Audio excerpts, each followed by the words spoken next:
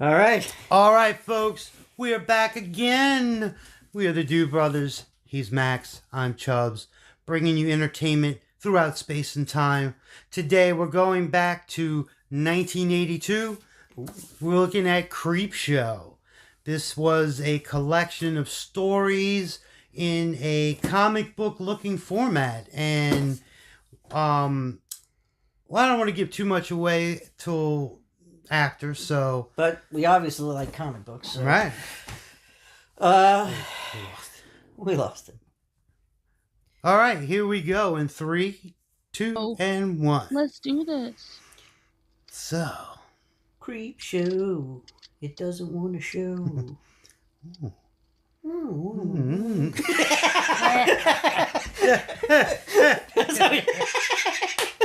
Impressed with the Coming soon. Okay.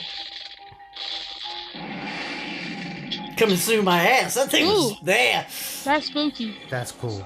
Jesus. Old school. I kind of think like Tales from the Grim Crypt Reaper spun off of actually this. They're pretty much. Hey, yeah, this is the one he was in and wrote for. Oh yeah. Was it Romero? With him. Holy shit. Stephen King and George Romero are doing some. Adrian Barbeau. Back again. Hey, zombies. Leslie Nielsen.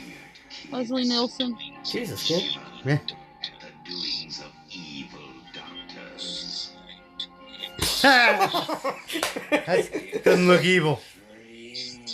Stephen King. Right That's there. Stephen King, yeah? Yep. I thought Oh, he the played the monster poem in the where he box, got that's the like one of stuff the on him. creepy That was him. Oh, yeah, that.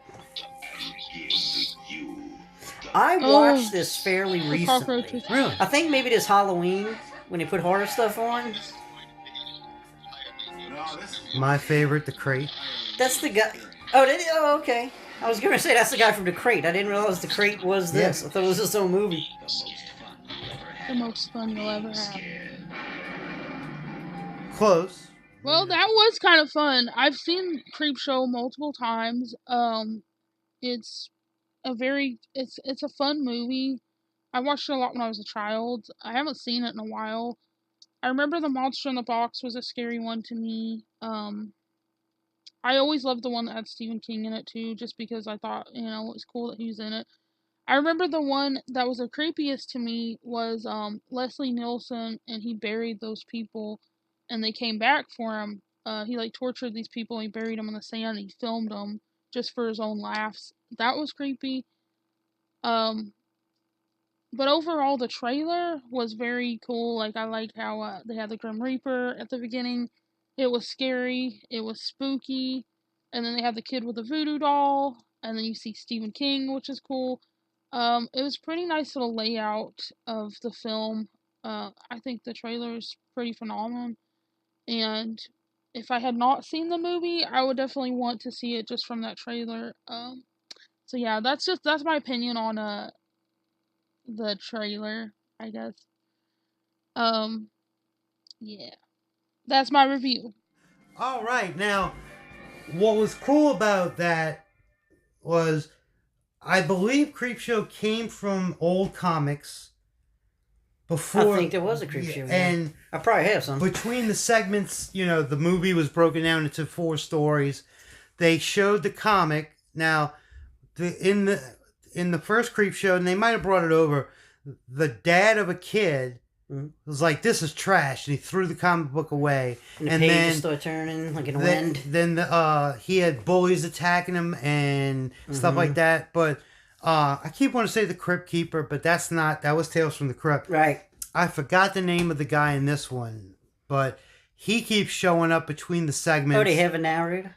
Not a narrator, but like if the Crypt Keeper didn't talk, and he'd be like, "Hey, Billy," and like give him the comic book back, and but he was like looked like a skeleton, or I believe it was called the Ghoul or a Ghoul.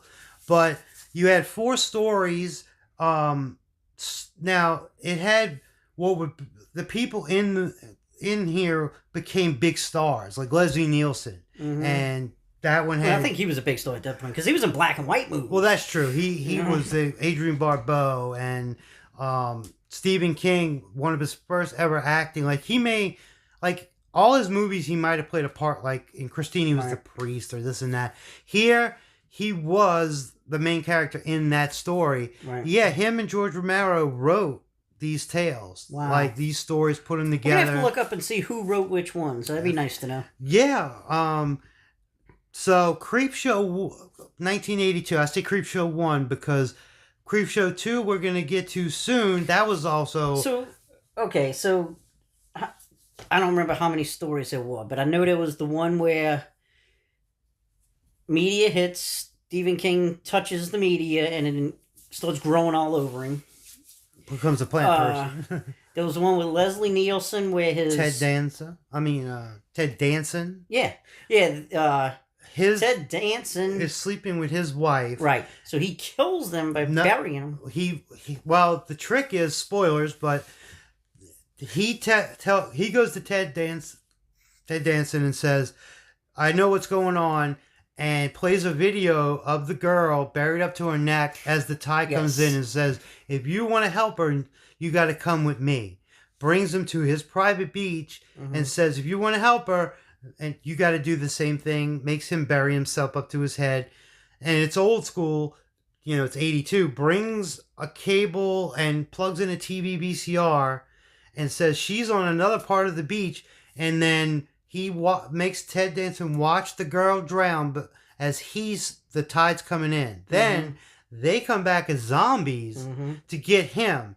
And to see Leslie Nielsen play a villain before Naked Gun and his comic shakes off. The look of this movie, like when the zombies come in and like Ted Danson's like scared, like the room would just light up red for no reason. Like they kept the very comic book panel. And one thing that sticks out about that sketch was when they bury Leslie Nielsen up to his neck. Yeah, it's his turn to die, so the tide's coming in, and picture being buried up to your neck. And the tide's coming in, so you can just know you're going to drown. There's nothing you can do. You're going to drown. But he starts laughing, and he starts screaming. He's I can hold my breath for a long time. I can hold my breath for a long time. Now, I want to bring up a point, because this goes to a dude brother thing. He brings Ted Danson, and the hole's there. And he says, "Get in the hole and bury yourself." In any movie where somebody's holding a gun at somebody and says, "Do blank, or I'll shoot you," I would just take a I'd rather get shot or lunge at him than the torture device. Yeah, try and run, try and attack, but everybody gives up and does what the person says. Yeah, like if you took me to the beach, you already know he's killing his wife, so it's not like he's afraid of murder. Yeah. And he says, doesn't look like you're going to be let go. I would just lunge to him, take a couple of bullets and die, or take off running. Or say, "Shoot me." He might miss. Right. He probably had like a little revolver, 6 shots. I mean, get shot in the back of the head is better than... So you see there's countless things in Creepshow to go back and look. So check it out for yourself. Give it a try. Stay tuned because we're going to do more, especially Creepshow 2. We didn't talk about the one with the bugs. Yes, that's the climax, the final story. Basically, I mean, you had a guy who was a germaphobe, and he was mega rich, lived in he had like a penthouse apartment, sterile house. Everything was, he sprayed everything, wore gloves. Bugs just kept coming in, and eventually killed him. It does point out in there that he's a racist though. When he calls for the exterminator. The handyman comes to the door. Well, they pointed out, somebody made sure to show it in a review one time where it's an African-American, handyman comes to the door and our guy is saying, "Well, can you get somebody down?" And the guy says something and the main guy goes, "Well, I see something bright in your future because people like you can make an advance," and he's really condescending in that kind of way. Well, I think they wanted to get a point across that he was a jerk. They go that goes beyond jerk. Well, no. I mean, I didn't want to curse, but in the beginning of the story, he's talking to a widow of a guy in his company who kills himself. Right. And he shows no remorse. Right. And the lady's crying, and he's like, and he hangs up. So, but then he goes beyond to say "you people" to the guy. It's really, but that's good writing. He gets what he deserves, and like I said, it was basically just. But the best part of that is it was kind of they show him laying down. Great effects.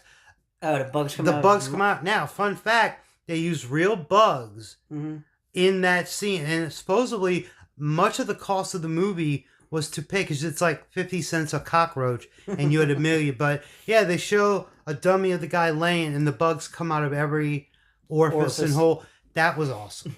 But, because nobody really enjoys looking at bugs But to coming me, out of yeah, people. but to me that one was kind of boring. Like the other ones, I think I would have the other said ones had twists and turns, but like from the get go, Oh. you knew the bugs were gonna kill him. I mean, one of you know? them, you remember, is a rich lady runs over a homeless man, and he keeps coming back saying, "Thanks for the ride, lady." She keeps like. I don't remember that one as good. I think it was the first one, but she Crate? like runs into a tree, and he keeps coming back, and they're all cautionary tales in the end. And the crate. The Crate, which is my favorite. Yeah, that one was good. Adrienne Barbeau is the wife of the guy, and When I was thinking back of it, I was thinking that was a separate movie. The Crate, almost. you know? It's the longest one of the bunch, Mhm. but he works at a school, and they find under some stairs the crate, and it's has some years on it. Turns out there's a monster in the crate. So his wife, who's abusive to him and mean, he like ridiculously mean. He tricks her by saying his friend killed a girl out of passion, etc. Pushes Adrienne Barbeau to the crate. The monster won't come out at first. She's gotta check it out for yourselves if y'all haven't, because what's greater than him? And at the end, he throws the crate in the water, and then they show the eyes of the creature, so it's still alive and it's still out there. So 4 stories, all different, all great. And the first one is the old man who wants cake. Yeah, I was going to say, where's You my get Ed cake? Harris, who does a crazy dance, and the daughter kills him, but he comes back as a straight up zombie. And he's, yeah, where's my cake? Where's my cake? And starts killing everybody. Great story. And it's even fun to go back and look at the fashion for 82. You still have bell bottoms. Yeah. And like I said, the visual effects in this movie are fun. Right. I think Rick Baker was involved. Yeah. The great Rick Baker. Yeah. So you get great looking zombies because it's a fun movie. I mean, because it's not like you're watching Freddy Krueger the whole time. It's different. Yeah, they stories, switch it up. You know, kind of like we said, Tales from the Crypt, which came later, but both from comics. Yeah. Yeah. Do you have any? I think so. Yeah. Yeah. One day, if we find him, he'll pull it out and show you. But Tales from the Crypt, there was many tales of horror because old Dracula and werewolves come from comics where Tales from the Werewolf and Marvel. Dracula exists in the Marvel universe, and Werewolf by Night, the Midnight Suns, the Living Mummy. So everything's connected, everybody. So I hope you enjoyed this one. Creepshow, 1982. Stay tuned for more. We're going to bring entertainment from across space and time. He is Max. I'm Chubbs. We're the Do Brothers. Over and out. Da-na-na-na.